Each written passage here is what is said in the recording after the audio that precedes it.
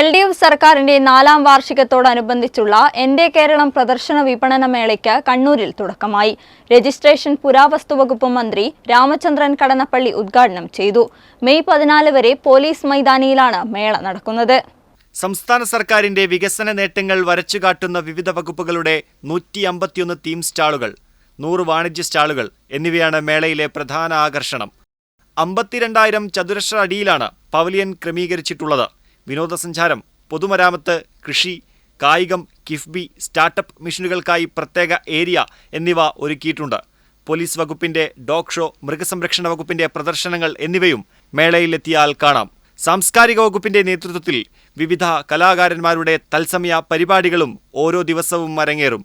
മേളയുടെ ഉദ്ഘാടനം registration museum പുരാവസ്തുവകുപ്പ് മന്ത്രി രാമചന്ദ്രൻ കടന്നപ്പള്ളി നിർവഹിച്ചു. സംസ്ഥാന സർക്കാർ കേരളത്തെ വികസന മികവിന്റെ ഉന്നതങ്ങളിൽ എത്തിച്ചെന്ന് മന്ത്രി പറഞ്ഞു. കേരളത്തിന്റെ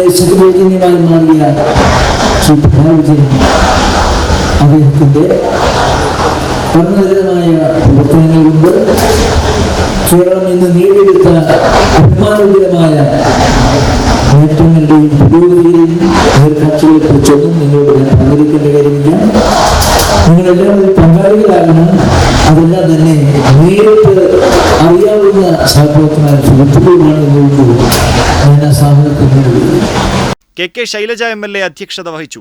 MLAമാരായ KV Sumesh, KP Mohanan, M Vijin, ജില്ലാ panchayat president advocate KK Ratnakumari, vice president advocate Binoy Kurian, ജില്ലാ collector Arun K Vijayan, city police commissioner C Nithin Raj, rural SP Anuj Paliwal, ADM Padmachandrakurup, ജില്ലാ ഇൻഫർമേഷൻ ഓഫീസർ PP വിനീഷ്, വിവിധ രാഷ്ട്രീയ കക്ഷി നേതാക്കൾ എന്നിവർ പങ്കെടുത്തു.